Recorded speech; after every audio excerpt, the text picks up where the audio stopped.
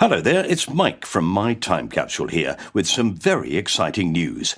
We've launched an Acast Plus subscription service where you can get all new episodes completely ad-free for a very small monthly fee. Now, the first thing to say is that nothing is changing for this version of the podcast that you download twice a week. It will remain exactly the same and free forever. Well, as long as we can keep making it, of course. And that's the thing, you see. Putting out 2 episodes a week is it's like a full-time job for John and me, and we're finding it hard to afford to keep making it. That is why we are launching our paid subscription on Acast Plus. By becoming a team member for just £2.99 a month, you will get each episode of My Time Capsule completely uninterrupted by adverts. And there's 8 episodes a month. We've actually had a few people say that they wouldn't want to miss our sponsorship ads, which is nice. So you'll have the option to keep those if you wish, although be careful what you wish for. So not only will you get the podcast ad-free, but you will be ensuring that My Time Capsule keeps going, which is a good thing, isn't it? So if you love My Time Capsule and want it to continue, join our team, and your support will help us to keep making it. Just follow the link in the description of this podcast. I thank you very kindly.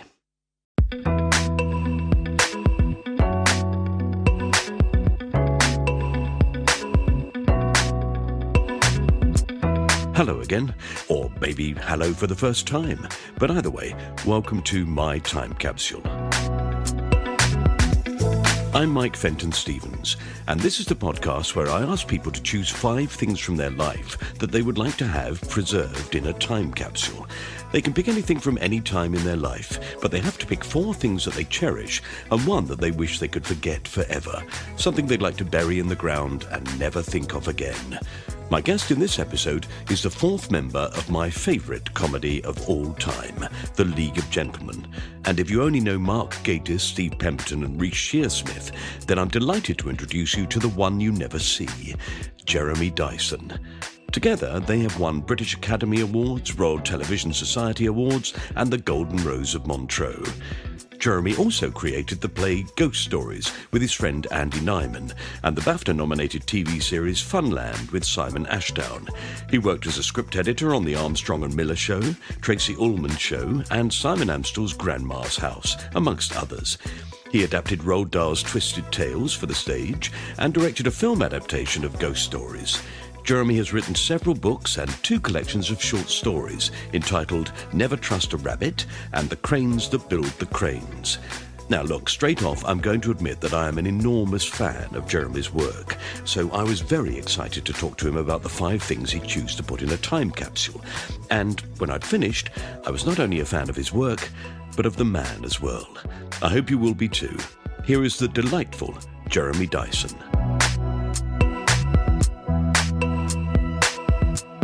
And my little granddaughter the other day, just without any prompting at all, my daughter came in and found that my granddaughter had written a letter to Ukraine saying, "Dear Ukraine, I'm really sorry to hear you're having such a horrible time. I hope you survive. Love, Edie." Yeah, when my kids, we took them on a trip to London quite a few years ago when they were little. They hadn't been that often. And there were lots of homeless people, which they're not used to seeing up where we are in Ilkley. And it was a real shock for them. Mm. And when we got back home, unbidden, they both asked if they could write a letter to the Prime Minister.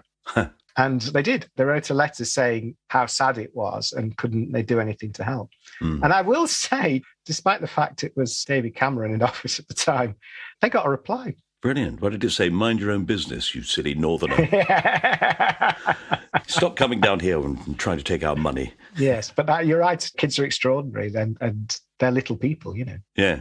I mean, far deeper. They think much more than we do. Well, I can remember. It doesn't seem that long ago, you know. No, it's funny. It's funny that people who can't remember being a child, you do come across people who, you see them talking to children and you think, do you not remember being a child? Because you're talking to them as if they're your bank manager.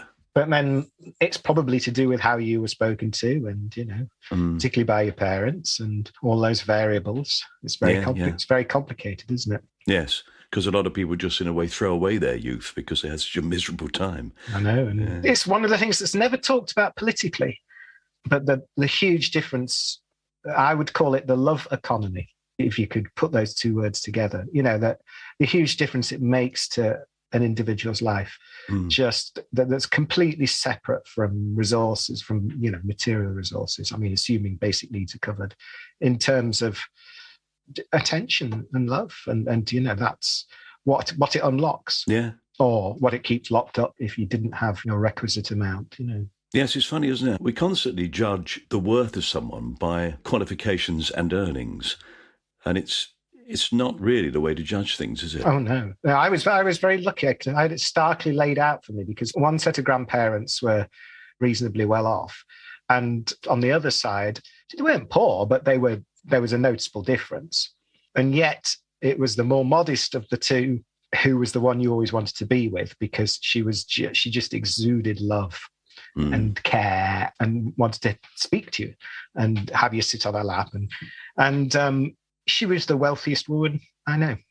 She lived to 106. She died 2 years ago. And it was the thing that everybody said at her memorial was, you know, she was just a kind of walking embodiment of love. And she was the most adored woman. And she just had this extraordinary life, which wasn't about material achievement, wasn't about traveling the world. It was just about how everyone felt about her. and also how the richness that she got from all that simplicity, you know. So yeah, I kind of cottoned onto that quite early. Yeah, given the example of it, I suppose, absolutely. Yeah. And so many children are given the example of pull yourself together, you know, stiff upper lip. What's the matter with you? Come on, grow up. Yes. And achieve, come on.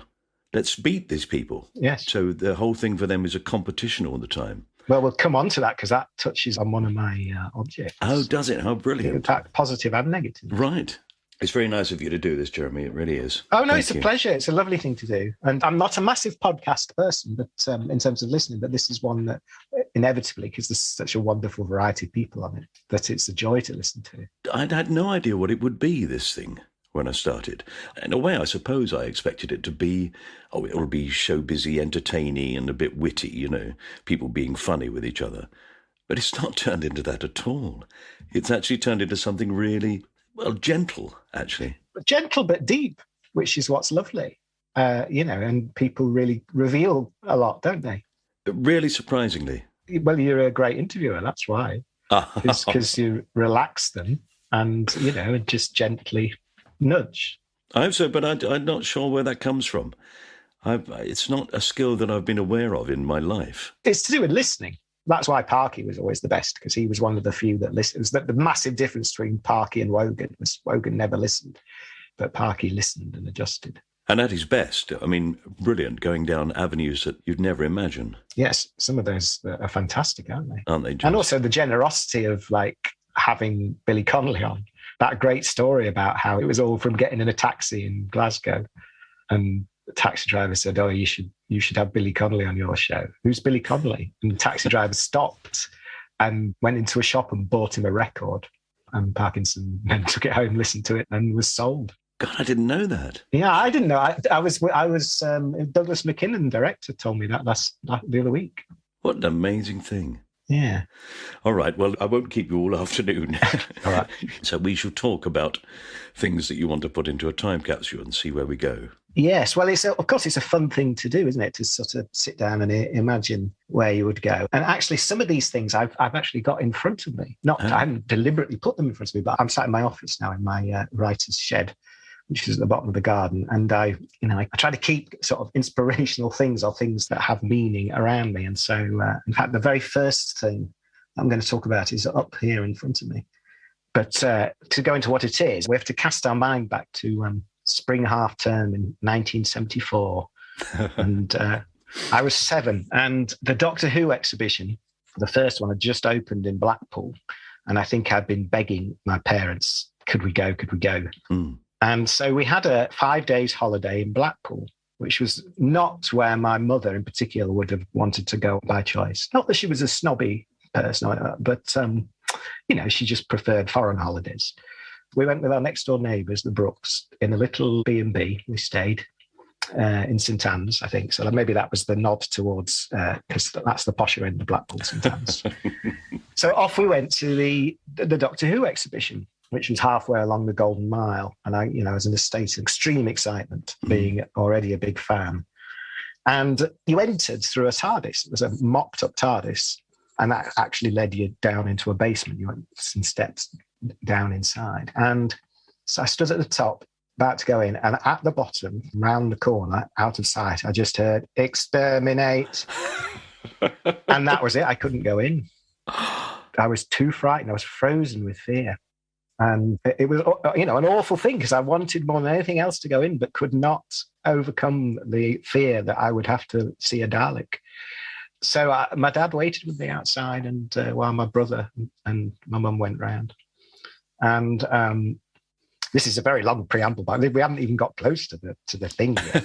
But, no, it's funny. It's an extraordinary thing that to have to do that as a parent, when you know how much your child would just love to be in there. You know how brilliant it would be for them if they could just get over that barrier, and they can't. And you have to accept it. You can't make them. No, and I, kind of learned that with my own children as well, where that line is, and you can cajole, but you can't force. It doesn't feel right to do that.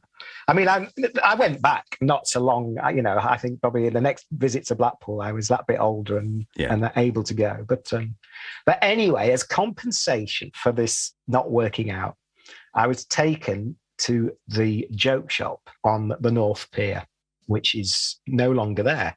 And it was actually, it was a sort of parade of shops halfway along, a little parade on the pier. Now, joke shops were quite naughty. There was a joke shop in Leeds that I can remember walking past around that age, and I would not have been allowed in. But it was decided that there would be a reward for me, to just make up for this spoilt visit. And when I went in, it was an epiphany. For me, it was the equivalent of walking into the Sistine Chapel, really, and gazing at the ceiling and just seeing. I mean, because the thing about joke shops, which they don't really have now, and there's very few left, there used to be a lot more when I was young, is how packed they are with stuff. The window is packed with stuff. Yeah. And then when you go inside, it's, every inch of wall space has like little bags with noses, and there's magic tricks in there as well, often. And I could have been a week in there and I wouldn't have tired. But on the counter, there were two items. And there was a coffin bank, I now know is what they're called, which was a little tin. I think that the later ones were plastic, but this was tin, and a sort of coffin, black coffin with fabric top. And you would put your 2p or your 10p onto this little nipple, and out would come a green hand, and it snatched the 2p in. And yes. I so wanted that until I saw the next item, which was a little plastic model of an outside toilet. And when you opened the door, there was a man inside, and you could see it because it was kind of like a saloon door, and you opened it inside, and he turned around and he weed on you. Well, this was about the most perfect thing I had ever seen. I couldn't believe that such a thing could exist. And I begged to have the outhouse. It was called the outhouse. But I wasn't allowed, because it was deemed too vulgar. Right. And we've demeaned ourselves by bringing ourselves to Blackpool. Yeah. We're not going that far. We're not going all the way down to the bottom and taking that home with me. So, yes, I got a dippy duck instead. We used to a little thing with sort of liquid in the bottom, and it would burn. Which are brilliant, aren't they? Yes. I mean, that's a great gift to get. It just keeps going. Yes, it seems like a perpetual motion machine, doesn't it? But so the outhouse then passed into my personal myth, really, because I started to wonder if I'd dreamt it, because I'd never seen it anywhere again. Was it a one-off? Was it a handmade item, perhaps, just especially for the joke shop on the North Pier? The joke shop on the North Pier went not long after that. So the next time I went back to Blackpool, it was no longer there, which was devastating. And so it drifted further and further into the past and became this sort of idealized item. And I wrote a few things that sort of featured versions of it over the years. Anyway, I told Andy Nyman about it. Andy Nyman, wonderful actor and writer who I collaborate with, and he laughed hysterically at just the mere idea of the outhouse. And we are in the habit of buying each other Christmas presents and birthday presents. And it just so happened about 4 years ago, he presented me with a wrapped up item, and he just said, I think you're going to like this. And I opened it, boxed, in its box, The Outhouse. I guess he'd found it on eBay, but I could not believe it. I'm going to show you. Yes, please. Show you. Right, it's here's the box. Ah. And here, I know that this is an audio-only podcast, but just for your eyes, here he is. There he is. The little man. And that's what happens. Oh, no, I've just weed all over my laptop. Weed all over your computer. That was the whole thing explodes. Do you know, I recognise it. In my head somewhere, I've seen it somewhere, definitely. Well, it was a thing, these kind of rude novelty items, because later, in life, we went into other joke shops and there was a thing. There was a rude monk that you sort of squeezed it and his willy popped out. Oh, and yes. if you're allowed to say that. And, it was definitely a thing, sort of naughty toys. I think if you do that with any monk, it happens. So, yes, and I keep the outhouse now. God bless Andy Nyman, because I really didn't know whether I dreamt it or not. So to actually be presented with it after 40 years or whatever it was extraordinary. I love the fact that it's stayed in your head all through your career, as it were. There's a League of Gentlemen sketch with the Dentons, the character that Steve played, Harvey Denton, where he drinks a glass of his own urine. Yes. There was a little coup de théâtre that we did on stage. It was from the earliest days. We used to do it on stage. And I realised, well, it was the outhouse. It was absolutely the outhouse, And then when we did the last tour 3 or 4 years ago, we did a sort of souped up version that was still the outhouse. So I thought, it's remarkable, isn't it? There I was, frozen. I've probably got the joke shop to thank for my career. Yeah. This simple joke that works every time. There's something magical about it, though. It was the combination of the absolute, vulgarity of what's inside, and the fact it's really rather beautifully made, and it's got this clever mechanism. It was that marriage. And he looks so innocent, doesn't he? Yes. He just turns around with an innocent look on his face, and then wheezes all over you. Yes. Brilliant. I'm glad you did go to see the Doctor Who exhibition eventually. But... Yes, and went back many times, and just about managed the Daleks the second time. That was another magical place, Doctor Who. Doctor Who figured for so many of us, so many of my peers.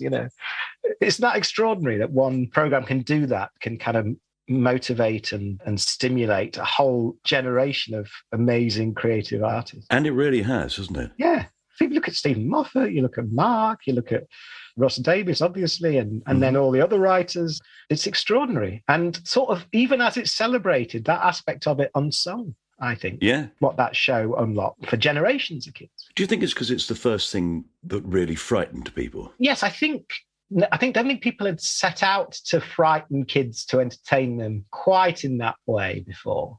In fact, Nigel Neal, the grown-up TV science fiction writer who did Quatermass, among many other things, he didn't like Doctor Who. He called it frightening the teenies or frightening the little ones. Yes, he thought that it was a bad thing to do. Uh-huh. But I don't think it was. No, I think the thrill of being frightened. My son showed me a video the other day that he'd taken from the top of my stairs. He'd obviously heard me playing with his baby son. So his son is now 7, but I think he must have been 2. And it's basically him coming in with a pair of tongs, and he's chasing me with these tongs. And I keep going from room to room and then running across the bottom of the stairs going, oh, no, a monster. Because he comes in, he says, look, Grandad, a monster. And he shows me the tongs. And I then react as if it's a real monster going to bite me. And I run across to the other room and sit going, oh, I've escaped. Thank goodness for that. Then he goes, a monster, a monster. And I run back again. And we did this for hours and hours and hours. And they're getting an enormous thrill from scaring me. Yeah, and it's an unusual power inversion, isn't it? That's a lovely thing, isn't it? It's lovely to be able to do that. It's a great thing about very tiny children, I think, is that you can send them off into a world of extraordinary imagination very, very simply and very quickly. Yeah. You just say something is true, and if they like the idea of it, they'll go with it. Yeah. If you talk about all those people who've come through from Doctor Who, watching it as children and becoming obsessed with it, in a way, what they've retained is that sense of imagination. Yeah, and wonder. The wonder of it, yeah. That's right. And then passing it on to a whole other generation of kids, on it goes. Yeah. I mean, one of the great pleasures now, of course, is I get to watch Doctor Who with my daughters. I'm watching with my younger daughter at the moment. We started at the beginning of lockdown with Christopher Eccleston. Right. And we're nearly at the end of Peter Capaldi now. So, and it's such a gift.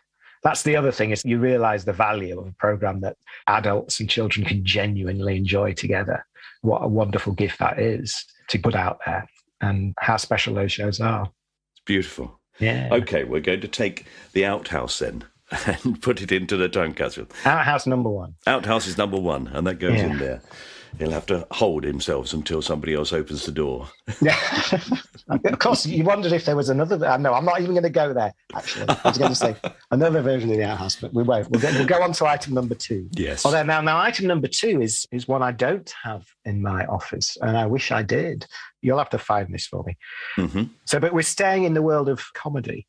So, I think I'd always loved comedy on TV. And so, the joke shops were definitely overlapped with, an early love of TV comedy, which would have started banging the mainstream with being fortunate to be in that golden age of Morecambe and Wise and all great sitcoms and, and even at the time, Benny Hill, because I loved Benny Hill because I thought he was so creative, wonderfully creative in terms of how he used television. And then as I got older, and that opened out into, it was Monty Python was for me. Like other people, I heard David Quantick saying the same thing, that it wasn't through the TV show, there's all the spin-offs. Yeah. Because the books, which were just beautiful objects, and the records, and of course the records were brilliantly curated, so it was all the best stuff. But that was my introduction. So, and you'd internalize it, just play it over and over again.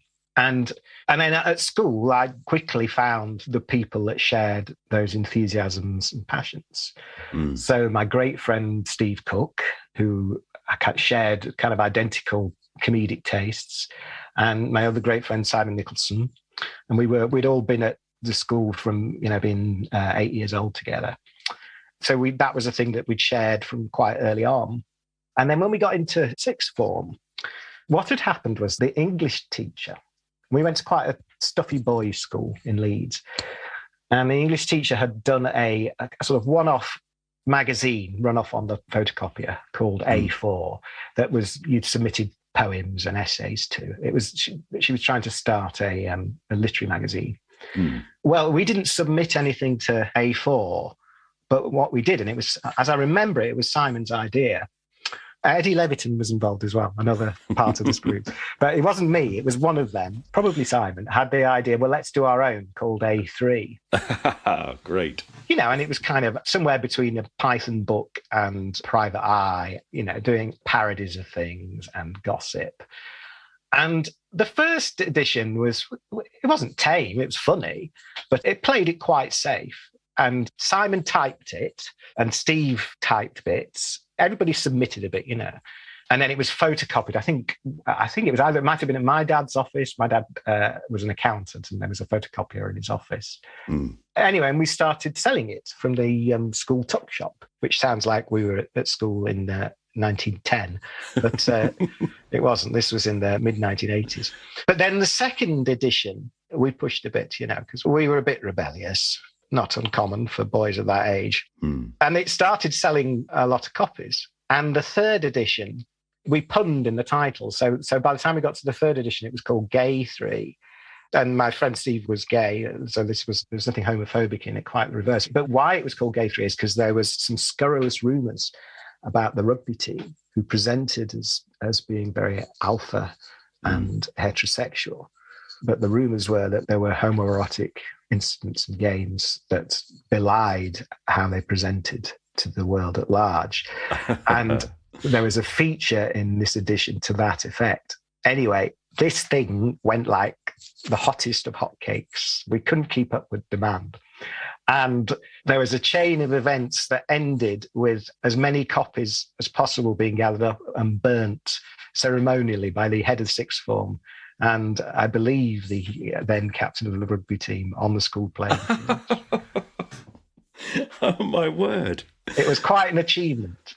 Yeah, to offend somebody that much is really good. Well, fun, and also, isn't it? they were our enemies, the rugby team. Yeah. It was everything we loathed because we were the opposite of the rugby team. Well, in a way, you've achieved what you want, to rile them that much. Yeah, yes, that's what we felt, definitely. Yeah. And there's one memory I have, one creative memory of contributing to one of the issues, one of my things, which was a very carefully done Do you remember the Observer magazine on a Sunday, the colour supplement, as they used to call it, had a puzzle page towards the back that would have a bridge problem, a stamp collecting bit, chess moves, yes. and a cryptic crossword. Yes, exactly.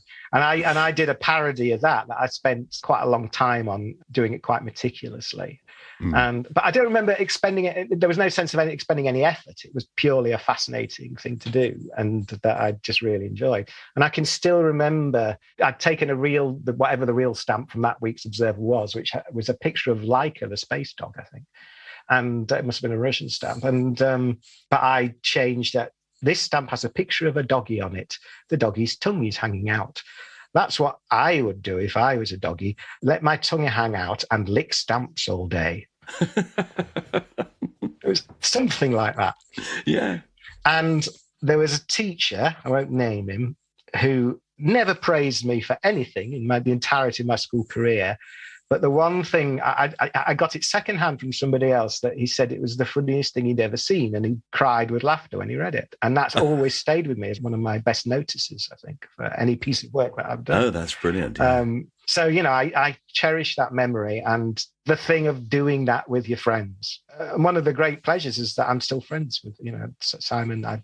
He's a dear friend, and I still see him, and Eddie as well. And that's a lovely thing, to have that continuity through your life, and also to sort of, it was, I think that was my first experience of kind of writing prose comedy and publishing it after a fashion, and seeing it have an impact on the world. And also that experience that, in a way, you've kept up right the way through, which is finding a friend who agrees with you. I think this is funny as well. And just sticking to it and just saying, well, we think this is funny. And then you put it out there, and then you find, as with your little A3 book of scurrilous filth. Yeah, absolute scurrilous filth and terrible lies about the rugby team, that in fact, there's a horde of people who go, oh, no, I think this is funny as well. I mean, that's experience that goes right the way through. League of Gentlemen, I mean, I know people who were involved at the beginning, and I know that a very good friend of mine, he always says that he made a massive mistake with League of Gentlemen because he kept insisting that it wasn't right that the cast played all the parts. He said, oh, you can't play the women. Yes, we remember that. We still reference that amongst the four of us as well. Yes. And he later, absolutely openly, when people said to him, oh, you're one of the best, you're brilliant at it, he said, no, I'll give you a fine example of where I was completely wrong. Completely wrong. I didn't know what I was talking about. And that's what he always cited. Well, that's nice. That's another nice notice about the teacher who liked the stamp collecting dog. But that is absolutely one of those things that could so easily have just been a joke sort of amongst you and a few other people. Well, that was how it started, the League. It did start as a joke in terms of when we start. I mean, the first thing I wrote with Mark was very much in the spirit of A3 magazine, in that we just did it to entertain ourselves, and it was a parody of sort of all Perry and Croft sitcoms rolled into one, or Jeremy Lloyd as well. And it was called Bedlam, and it was set in a mental asylum in the 1950s. And it was kind of written for cast, with Simon Cadell as the cruel asylum boss, and we just took little bits and vignettes that we remembered from Heidi High. And come on, Mr. Johnson, I know you're not Hitler. Come on. Yeah, it was all of that. But pushed to the nth degree. But we weren't writing it with the idea of showing it to anyone. It was just to entertain each other. I mean, Mark was just coming out of Bretton Hall then. He was just finishing. It was towards the end of his last year, and I was likewise just finishing at Leeds University. But it was just a fun thing. And then the next thing we wrote together started as a fun thing. And then I can't remember whether it was him or whether it was me, said, well, should we send it out and see what happens? And got very little interest, apart from, God love him, from Charlie Higson. I was working at Waterstones at the time in Leeds, the bookshop, and had lots of good author events. And I always used to make it my business to muscle in on those author events, and it took a lot of courage, because I'm not a sort of networky person, so it doesn't come easily to me to sort of schmooze and what have you. But I thought, I'm going to give it to him. I'm going to give him this script, and I really made myself. And then, look, thankfully, he was a lovely, lovely man, Charlie. Yeah. And he is a lovely, lovely man. And he was unbelievably generous and read it and then wrote back to us and said, we could write and we could write funny. It's funny how these things stick in your mind. It was such a lovely, generous thing for him to do. And it was, at the time, it was like a little stick of dynamite going off, because it was like, you couldn't believe, Charlie was somebody who had a profile of that. And so we couldn't believe it. And then he was working on a new sketch show, and he asked if we'd like to submit some sketches. And that sketch show was the Fast Show. And we sat down, me and Mark, and wrote a clutch of sketches and sent them off. And we're still waiting to hear.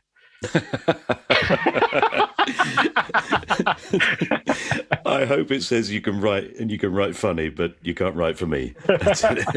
Of course, I've seen Charlie many times. Me and Mark did write for him on Randall and Hopkirk series. So, well, of course, he's got that great, that sense that you have, which is that thing where it's all right to be out there, as it were, to go into different areas that seem absurd. He likes the surreal, and he likes the science fiction side of things as well. Yeah. And also, he's got that thing, again, like many other people I know, where he can wear more than one hat, because he's a serious novelist as well. And absolutely. And a producer. But, very, very talented man. What I really like about it is you both got that ability to write something that really, if you analyse it, shouldn't be funny.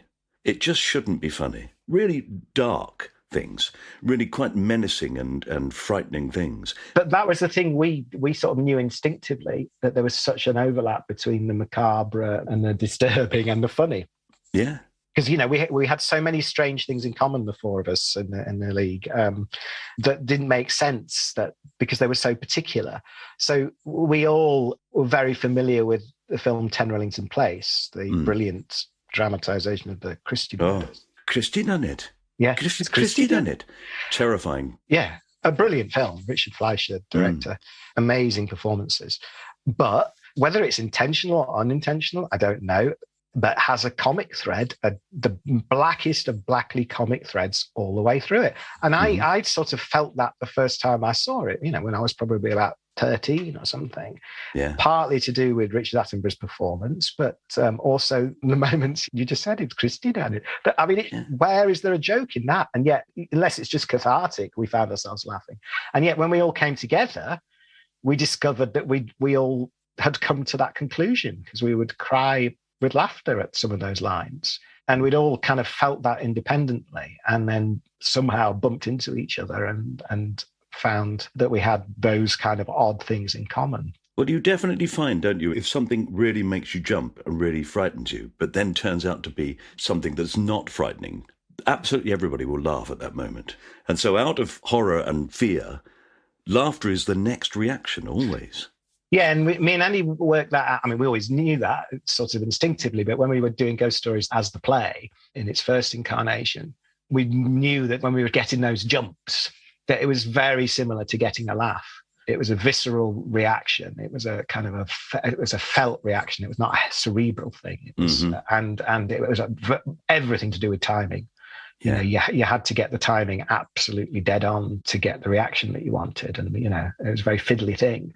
And that was, it was just like comedy. Well, marvellous. I look forward to reading A3. Well, yeah. Now, here's the sad thing is nobody's got a copy. Nobody's got it without... Unless Steve Cook's got them, and I haven't seen Steve for a few years. He may have some copies. I reckon that there's a member of the rugby team from Leeds Grammar School. Stop it, because we'll get sued. I never said Leeds Grammar School. How did you say Leeds Grammar School? I was very careful and said Stuffy Boys School. Because I did that strange thing of looking at a Wikipedia in order to see if there was anything that I'd missed that I didn't know about your career. It made me laugh that Leeds Grammar School is now called the Grammar School of Leeds. And you sort of go, well, what's the point of that? It moved sites. It moved from where we went to, which was its dusty old Victorian incarnation. Right. It reincarnated out about 5 miles out of Leeds city centre in one of the posh suburbs. So they thought they'd fool everybody into thinking it was a different school. Maybe it was rebranding. By reversing the words. Rebranding, yeah. Yes. All right, then. Well, at that unspecified school, there's definitely one of those lads still got a copy under his bed, and we'll find it, and it goes into the time capsule as your second item. Lovely. Okay, Jeremy, let's move on to number 3. Okay, for those of you who don't get ad-free podcasts, here are those adverts.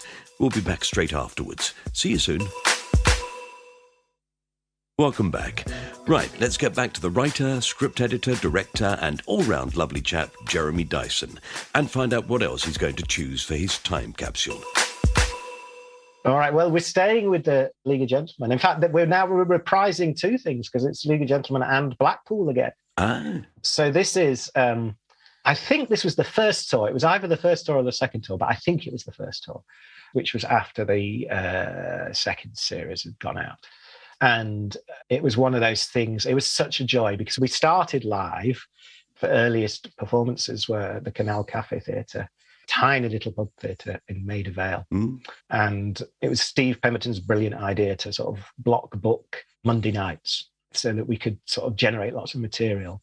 Because we couldn't go on in amongst stand-ups because we had to drop the fourth wall down. We discovered that very early on that everything died when you tried to do that. So Steve said, well, we just have to do our own night and people can come and see us. And it worked, God love him. I mean, he'd already had that experience of running a theatre company, which was how we all came together as a group in the first place. So, yeah, but we were born live and loved the thrill of those live shows. And a lot of that material that went into the first series, some of those set piece sketches had been sort of these little moments of theatre, but coup de théâtre, as I said earlier. And like when Pauline smacks Ross around the face with the clipboard. Steve and Reece were brilliant at because they've got such theatrical sensibilities that they're kind of doing those moments. And then, so you start copying each other, you learn off each other. So I thought, so I guess that's where my pissing in the glass came from. It was a sort of my attempt to do a similar thing on stage and encouraged by Steve, I have to say. So, that was our roots, and we loved that thrill of doing that in front of an audience, and then went to Edinburgh and did it live, which is where we got noticed. But then once we started on the radio and the TV path, then you were away from doing that theatrical side, apart from getting an audience into the recordings of the first series. So we hadn't done it for a while. We did some material just before we did the first series. We did a little run at the Gatehouse Theatre, which was a bigger pub theatre in Highgate. But that had been it. So then when we did that first tour, we didn't know quite how it was going to go. Ticket sales were quite good, but until you went out on that first night, you didn't know what it was. You literally had no idea. You didn't know who the audience was going to be. And we were kind of pretty much pre-internet. It was still the dawn of the internet. So it wasn't like we were in that realm of Googling ourselves or anything like that. So it was really quite an unknown quantity who that audience was that had watched that first series. And how many of them would turn up? Are these people coming fresh? Yeah, and who are they? What is your constituency? Who are they? Students? Are they older people? What is it? And so the first of those dates was in Bristol, at the Colston Hall as it was then. And I can remember on that first night, it was a sellout, standing in the foyer with Paul Roberts, our lovely, lovely promoter. And we stood there watching this audience come in. And Paul said to me, who are these people? Who are these people? Because you couldn't pin them down. No. Because there was students and there was young people, but there were older people. There were people in their 60s. There were families. There was no discernible common denominator other than they all obviously liked the show. And that was what that tour was like. It was such an amazing thing. And then the thrill of that, I think whatever the first sketch was, the three of them coming on in their dinner jackets, which is how we did the first half of the tour. I think it was Football Theatre was the sketch, the sketch that we did. It was a very old one. But just the roar when they came on, I mean, it sounds kind of banal, but it wasn't, because the last experience of being on a stage we'd had was in front of 60 people at the Gatehouse Theatre a couple of years before. And suddenly you were in front of whatever it was, 2,000 or 3,000. And, 1,500, I don't know, but it was a lot for us. It was a lot more than 60 people at the Gatehouse Theatre. Yeah. And it was it was a shock and, of course, an enormous thrill and a highly emotional moment. Oh, I can imagine. Just the slow realization, and I suppose it was slow, that, oh my God, I've written some comedy that seems to be universal. Yeah, that it had that appeal. And none of us ever thought that. We never thought that it's easy to sort of go numb to it or take it for granted, I guess, when you've been doing it for a number of years. But at the time, our only ambition was to have a TV show, something that would go on BBC Two, in that slot. Mm-hmm. But I don't think we ever really thought about having more than one series, because that in itself seemed like the impossible holy grail, And we certainly didn't think about it having any level of popularity because we thought it was too niche. So I think we didn't talk about it, but I think we just assumed that it would be a niche late night thing that would appeal to people like us. But we knew that was a niche audience. It wasn't. So that when you were on that tour, when you were suddenly in venues that were not niche and playing to a strange version of a mainstream audience, it was so far from any of our expectations that we definitely spent most of that tour pinching ourselves. It was a joy to be in the audience and see that. You could really sense that with the performers, that in fact they were not blasé about it at all. You could see the thrill of it. I have to say that I went to see it a number of times because I just thought it was the most extraordinarily beautiful show. As a family, we watched it every moment of it, every single moment and every repeat of it. And we watched it, my wife and I and our teenage children. So there's an example of the universality of it. We roared with laughter, just couldn't believe the nerve of it. I mean, I have to say, I think it may well be the greatest comedy show ever made, in my opinion. We can't say honestly, things like that. I honestly believe that. My wife did once stop the show. I can tell you the date. In fact, 31st of October, it was her birthday in Tunbridge Wells. And we'd seen it at Drury Lane, and then we saw it in Tunbridge Wells on tour. And the moment before Pam says "Scoosbees," as Reece came on as her to do that line, my wife laughed so much that he was unable to do the line. And eventually turned and said, "Look, if you don't shut up, I can't say it." Oh, that's lovely. Isn't it? Yeah, what a lovely, lovely thing. So, yeah, well, and we still feel surprised by it. And we still feel surprised. The thing you said, the nerve of it. I mean, the naughtiness of it. We still will have particular moments of it. Did we do that? Were we allowed to do that? Yeah, well, it was an unbelievable ride. But to get to my object, yes. So of course I am the one who doesn't perform. I am a writer, whereas they are writer performers. So I'm not on stage with them. So I probably went out for the first week or two of the tour, to check everything was all right, and then I would come and visit them, probably once a week on average. But then it went into the second leg in the following year. And I'd probably stopped going once a week. Even I had perhaps tired of it, or I was doing other things. And there'd been a gap of about 3 weeks, I think.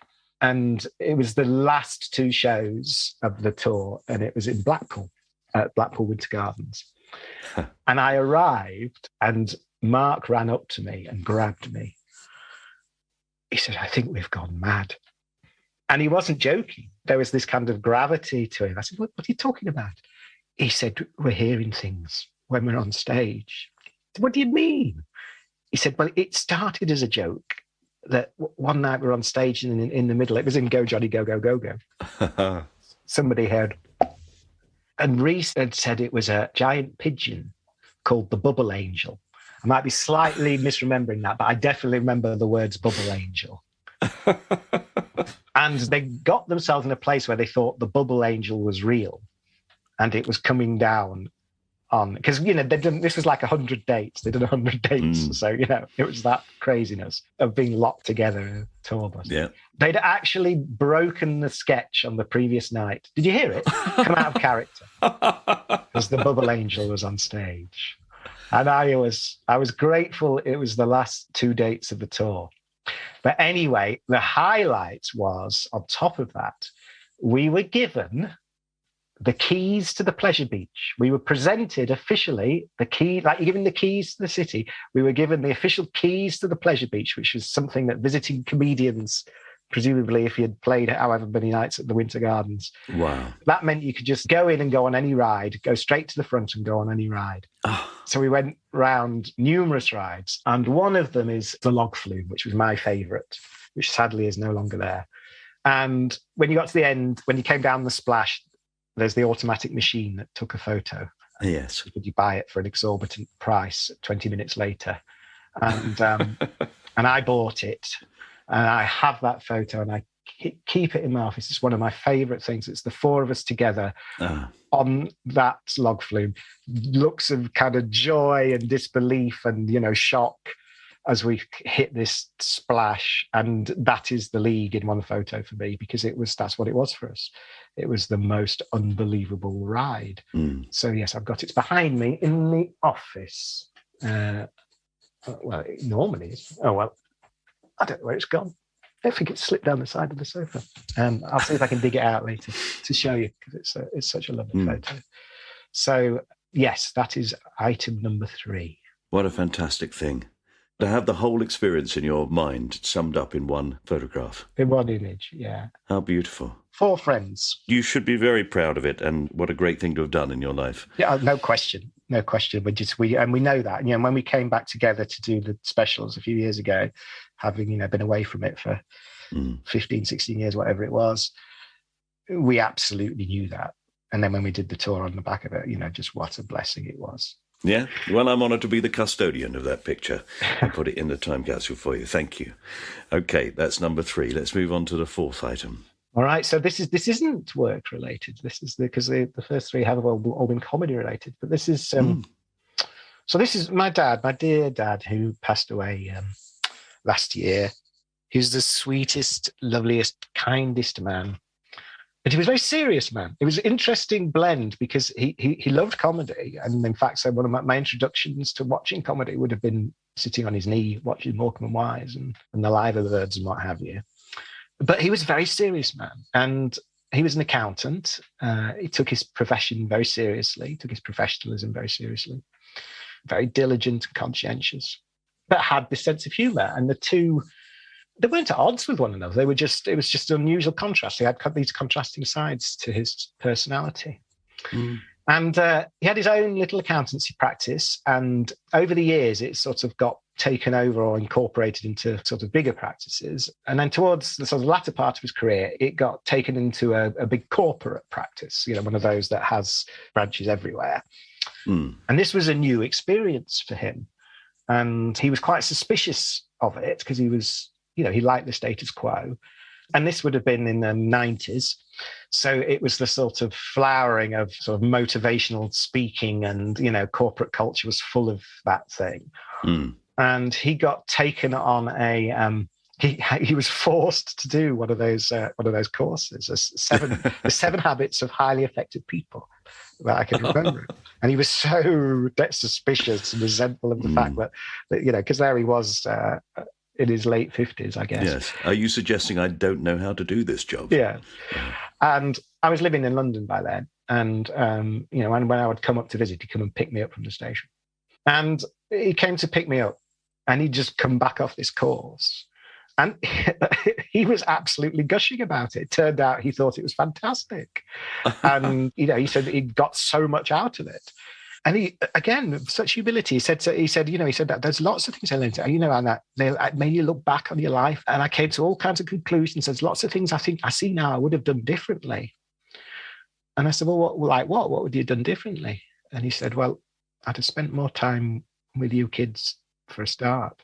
And it was such a shock's not the right word, but it was, it was like I not expecting that to come out of his mouth, because he didn't speak about his feelings a lot, and I always thought of him as an attentive father. He did spend time with it. I mean, he wasn't like a sportsman who we didn't go fishing together or anything like that, but he did spend time with us, and he knew who we all were. But nevertheless, to hear that made such an impact on me, and it's something that I then, of course, took into my own life as a parent as like an absolute dictum. It was like a gift he'd given me of the most important information any father can have. Don't get to the position where you're thinking that. Is that what led you to move away from London? Yes, I think it was. I mean, it was a number of things, but I think looking back on it now, having been away for 15 years, absolutely, I think that seeing that, the family life has been. I am what would have once been called a family man. Yes, absolutely. So anyway, also part of this corporate thing was they did a Secret Santa. Now, never in his career would he have ever had anything like a Secret Santa, where you buy gifts for one another. And so one Christmas, it would have been Christmas 1996, he was given in his Secret Santa by one of the younger women in the practice, probably one of the secretarial staff, an animal-shaped hot water bottle from Boots called Harry the Hound. And he didn't know what to do with it. So partly because my mum had an electric blanket, I think. But so he said, he gave it to me. He said, quite ceremoniously, he said, "Do you want this?" And I was living in a little flat in Highbury at the time that didn't have much heating. So I took Harry the Hound quite gratefully. And I still have Harry the Hound. And Harry the Hound has been joined in my family over the years by 3 other animal-shaped hot water bottles that all have names. This kind of hybrid of Teddy. They don't do them anymore, but there was a period, I think, probably from the mid-90s. Got them from Boots. So yeah, we now have one each in our family. And if it's very cold, as it sometimes gets up here on Ilkley Moor, we say it's a 4-dog night, and all the hot water dogs come out. So Harry the Hound is a lovely thing that connects me to my own father, and that moment when he made that confession to me, and I've then taken into my own family. So yeah, it's a lovely item. So in fact, my little impression of your dad, are you telling me I don't know my job, was completely the opposite of what it turned out to be. In fact, he was a man who just went in and said, "Oh, so I don't know my job as well as I thought I did." That was it. He had such humility. That does show enormous humility. He didn't see his own virtues. If you were to say any of that to him, he wouldn't. He'd just kind of look at you, But in the same way, he always used to joke about himself not being an intellectual because he hadn't gone to university. He'd trained as an accountant with Coleman's mustard and gone straight into accountancy. And I think many of his friends had been to university. And so he always felt that he wasn't like them. He didn't have that, as he said, intellectual side. And yet he was the most cultured man I know. He loved classical music with an absolute passion. Was devoted to Beethoven, to Bach, to Mozart, knew everything intimately, opera, theatre. Him and my mum were never out of the theatre. And yet he was probably, Melvin Bragg probably been to the theatre less than my dad, and yet he wouldn't see it about himself. He didn't see that, It was just something that he liked. Yes. There was something that I think I read in a Stephen Fry newspaper magazine a long time ago, which was that anybody who thinks they should run something is the last person who should be allowed to do it. Yes. So your dad is exactly the sort of person that should have been in charge of things, yes, because he would have said, "So what does everybody else think?" And that's a thing that's just so missing from everything, I think, at the moment. Yeah, and one of the that I've started directing later in my career, one of the lessons I learned was to try and say very little and to just get out of the way, to try and make an environment, be it on set or on stage, where everyone's excited, enthusiastic and relaxed and having fun, but then let them get on with it because, they know much more than I'll ever know, and just kind of nudging and enthusing where appropriate. Yes. But all the best writers I've ever worked with do exactly that. Leave it to the actor to work something out, and only when they're really stuck, they step in and say, I meant the emphasis to be on that word, actually. And that's just about all it needs. And you go, oh, of course, I see. No, yeah. It doesn't take a lot of explaining, I think. Well-written comedy is fairly obvious. And in fact, quite often all you need to do is say it. Yes. And understand why it's funny, I guess. Mm-hmm. Or have an instinct as to why it's funny. Yeah. It might not be an intellectual understanding, obviously. No, I would agree, yeah. And I got such a training working so closely with 3. I mean, the chances of rocking up with 3 of the just most brilliant comic actors that you could imagine, yes, just bumping into them. And let me add, they were that from the get-go. There's been no, I mean, of course they've developed across their careers, but they were stars from the very first thing I saw them do. Do you know, I always missed on the television show the lovely sketch about the tiny man in the shop. Oh, yeah. Hang on a minute, I've just gone up here. Hang on. Well, isn't that terrible? It's so long, I can't remember his name. It's not Mr. Chinnery. Mr. Chinnery is the vet. It's Mr. Yeah. What's he called, the little fella? I can't remember. Reece did it. Can you lift me up? It was like an Itmar joke. It was, yeah. You know, it was a proper radio joke, yeah. Yes, so if anybody's not heard the radio series, that's worth going back and listening to. Yeah. And that was so much fun to do because that was in the glorious radio theatre at Broadcasting House. And again, we were all students of comedy, so going in and stepping into that space with that awareness of, and particularly, you know, because we were pretty green then. We'd only been doing it for 3 or 4 years, and yeah, that was a huge thrill. Fantastic. Okay, well, I'm going to put Harry the Hound Very good. into the time capsule. We'll miss him, though. You will miss him, especially up there in Ilkley. Yes. Okay, Jeremy, we've got one more thing to put in. This is something you want to get rid of from your life. Well, I bet I'm not the only one of your interviewees to have put this in. It's my school report book from that unnamed institution, dusty institution.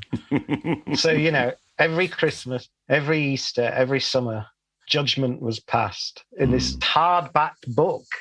They had their own that they printed. Again, it was like 1910 that my mum had kind of backed in brown paper.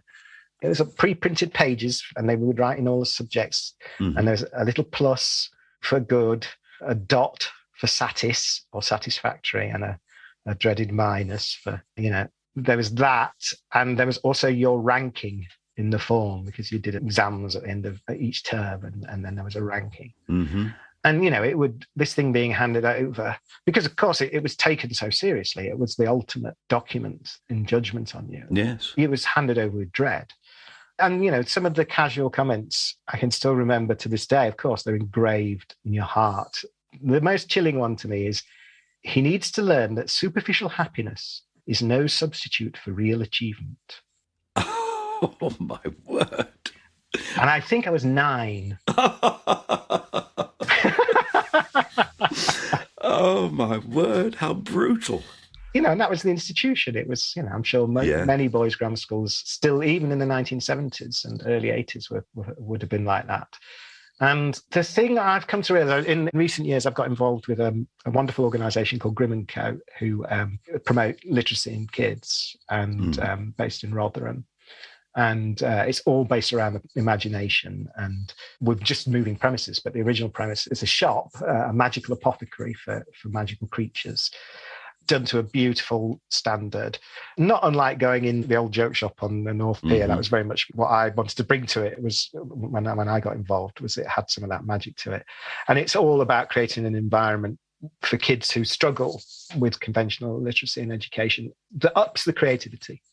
And this is no disparaging of contemporary education, which has come on a long way since the 1970s. I'm well aware of that. My sister is a brilliant teacher, and so I know that it's not like it used to be for kids.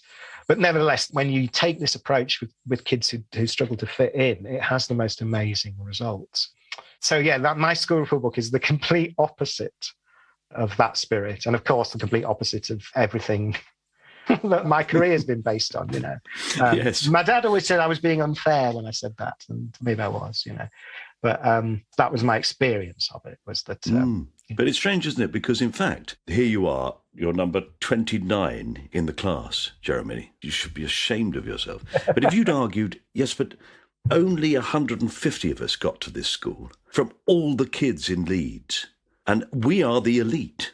So, in fact, I'm 29th out of 15,000. But the positive was never played, you know, was never emphasised. But I will say it did give me a certain satisfaction that I did go to the new site, and there was a book, and it did the alma mater, you know, it did the successful old boys. And I was there as one of the successful old boys. So, you know, it was in spite of the school reports. Well, of course, the sad thing is that they would be writing that. All of those teachers would have sat down and carefully written those things, believing that they were going to motivate you to do better. Absolutely. They were just kind of locked into the orthodoxy of their day. And that was the orthodoxy of their day. And I still think that even given how far things have come on educationally, which they undoubtedly have, that, you know, looked at from a broader perspective, we're probably still in the Middle Ages in terms of how we educate kids. And that if you got to the point where it could be built around interest and fascination and creativity, I know that what that can unlock. Now, of course, that's a very, very difficult thing to do and regiment. And so one understands why that's not the case. And I'm not stupid or naive about it. Well, but it's ironic, isn't it, that I've talked about this with a number of people. We do generally, if you talk to people, nearly everyone agrees that actually just sitting kids in a line and teaching them things is not the way to go. It doesn't suit everybody. Well, also kids develop at such different rates. So, in any one class, you can have some kids who are really struggling with literacy and, kids who are reading adult novels and, they all tend to catch up with each other in the end, but they just develop at different rates. But, it's that astonishing fact that's in that Ken Robinson book or that Ken Robinson lecture that our school system is still based around Victorian mills and factories. Yes. Because that's what they were designed for. It was designed to ready people to go into working in the mill and in the factory. So hence the school bell and hence the organising. He said Ken Robinson said it goes against everything that is now known about educational development to group kids by year. That's been known for about 40 years, but it persists because it's very hard to change. Of course, the other thing that might be pointed out is that I started with, on my second item, was an A3 magazine, which was born out of my school friends. And you were given the freedom to do that. Indeed. And, so let's be fair to the old institution. Also, they were pretty good on the drama as well, so I did used to appear in the house plays every year, usually as the leading lady, although I didn't carry on being on stage in my adult career. At least it gave me that love of the grease paint and the footlight. See, I'm not putting the school in. No. I'm just putting the school report. That sort of misguided, we've judged you. Yes. And now, come on, prove us wrong. Exactly. You go, no, I can't be asked. In goes the school report, buried deep inside the time capsule, never to be looked at again. So that's it. That's the end of our chat about things you want to put in. It's been really lovely. It's been thoroughly enjoyable. I'm grateful that you asked me. Did I? Yes, you did. You must have done. No, I don't think it was, no. You kept badgering me. Come on, admit it. Please, when are you going to have me on?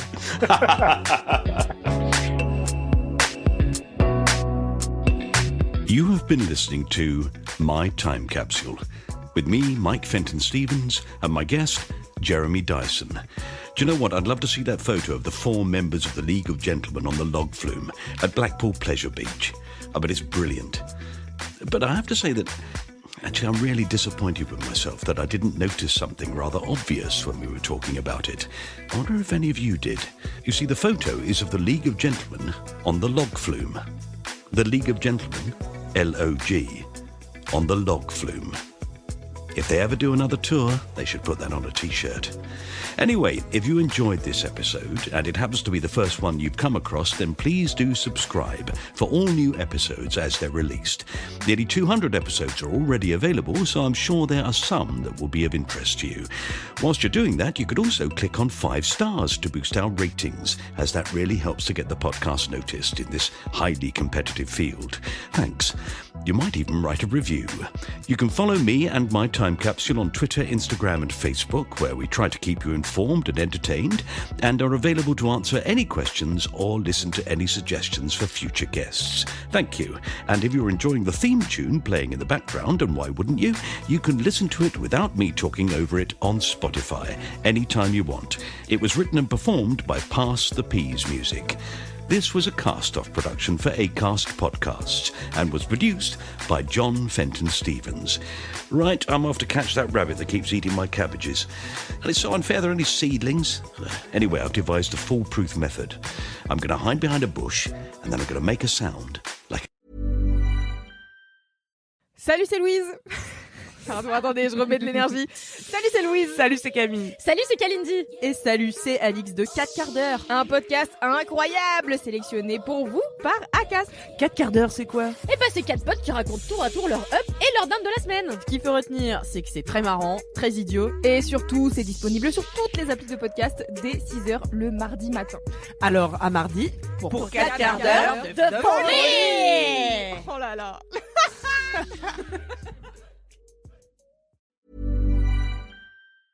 Carrot. Irresistible. Bye.